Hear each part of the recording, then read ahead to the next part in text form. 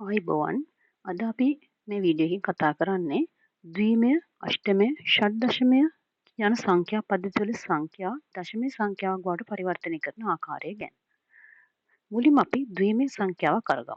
මම උදාහරණ විදිහට අරන් තියෙන්නේ 1.11 දශමයේ සංඛ්‍යාවක් බවට පරිවර්තනය කරන්න කියලා. මේකෙදි මම පොඩි වගුවක් පාවිච්චි කරනවා ඔයගොල්ලන්ට පැහැදිලි කරන්න. මෙන්න උඩින්ම මම 1.11 සංඛ්‍යාව ලියලා තියෙනවා.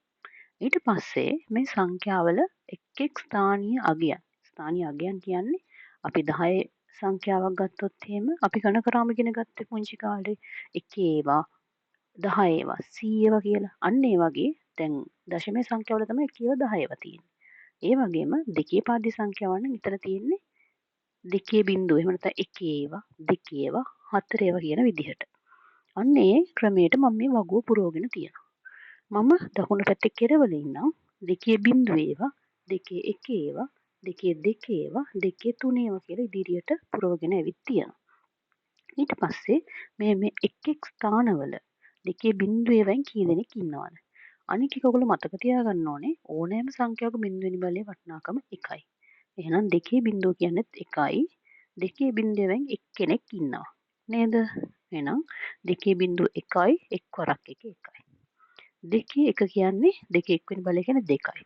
දෙකේ එකේ වයින් එක්කෙනෙක් ඉන්නවා. එහෙනම් දෙවරක් 1යි කියලා තමයි උතෙන්ට එන්නේ. දෙකේ දෙකේ බලය ගත්තොත් දෙකේ දෙක කියන්නේ 4යි. 4 වයින් කවුරුත් නැහැ. එහෙනම් 4 වරක් බිංදුවයි. ඊට පස්සේ දෙකේ තුන්වෙනි බලය 8යි. 8 වයින් එක්කෙනයි. 8 වරක් 1යි. ওই විදිහට අපි ස්ථානීය අගයන් සහ අපේ ගානට තියෙන වටිනාකම් නිරූපණය කරන අගයන් වැඩි කරලා ඒ අගයන් ටික එකතු කරන්න ඕනේ. එහෙනම් 8.21 කියන අගයන් තමයි ඉතුරු වෙන්නේ. මේ ටික එකතු කළාම 11 කියලා එනවා. මෙතන 11 ආවේ දශමය වලින්. ඒ නිසා මම 10 පාදේ ලිව්වා. අනිවාර්යෙන් පාදේ ලියන්න මොන උත්තරයක් ගත්තාම නැත්නම් අපි දන්නේ මොන සංඛ්‍යාවද ඕගොල්ලෝ මේ නිරූපණය කරන්න කියලා. එහෙනම් දැන් ද්විමය සංඛ්‍යාවක් දශමය කරන්න ඕගොල්ලෝ දන්නවා. ඊළඟට අපිට තියෙන්නේ අෂ්ටමය සංඛ්‍යාවක් දශමය සංඛ්‍යාවක් බවට පරිවර්තනය කරන්න. දැන් අපි ද්විමය සංඛ්‍යාවක් දශමය කරන්න පාවිච්චි කළේ දෙකේ බලනේ. ඒ කියන්නේ ද්විමය සංඛ්‍යාවක පාදය 2යි. ඒ නිසා දෙකේ බල දැම්මා. දැන් අපි ලියන්නේ කීයද? අෂ්ටමය සංඛ්‍යාවනේ දශමය කරන්නේ. එහෙනම් එන්න ඕනේ මොකද්ද බලය? 8 බල. බලන්නකෝ. 1 2 3 තමයි මගේ සංඛ්‍යාව. මම ස්ථානීය අගයන් දැම්මා. 8 බිංදුවේව 8 එකේව 8 දෙකේව. එහෙනම් දැන් බලන්න 8 බිංදුවේවයි. එහෙනම් ඕනෑම සංඛ්‍යාවක බිංදුවෙනි බලය 1 නම් 8 බිංදුව කියන්නත් 1යි. එකේ වයින් 3ක් ඉන්නවා. 8 ඒවයින් එකක් කියන්නේ 8 එක්වෙනි බලය කියන්නේ 8යි. 8 වරක් 2 16යි.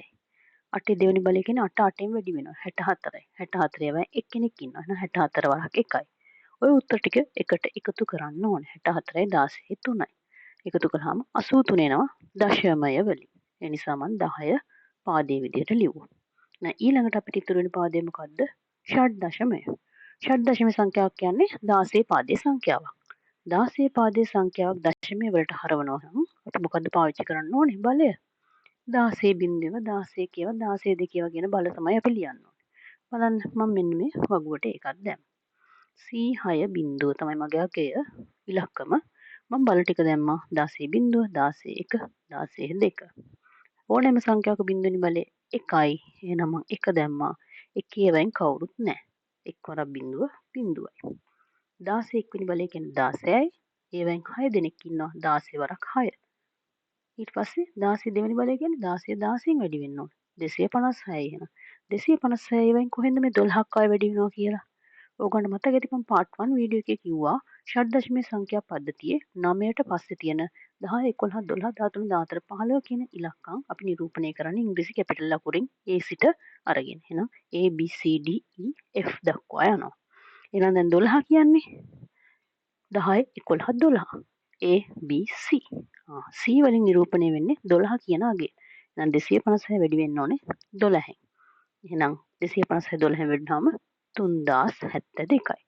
3072යි 96 බිංදුවකට එකතු වුණාම 3168යි. පාදය ලියන්න ඕනේ 10න් කියලා. 10 පාදේ කියලා.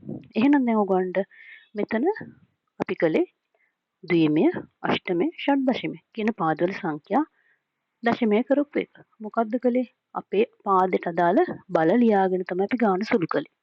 ද්විමය නම් 2 බල ලිව්වා, අෂ්ටමය නම් 8 බල ලිව්වා, ෂඩ්දශමය නම් 16 බල ලිව්වා. ලියලා නිරූපණය කරන අගයන් එක වැඩි කරලා එකතු කරලා උත්තරේ ගත්තා. හරිම සරල රටාවක් තියෙන්නේ. එකක් හරියට මතක තියාගත්තොත් මේ පාද තුනම එක සැරේ අපිට ඔලුවට දාගන්න පුළුවන්. එහෙනම් අපි තවත් මේකේ පරිවර්තන ගොඩක් තියෙනවානේ. ඒවයින් තවත් වීඩියෝ එකකින් හම්බෙමු.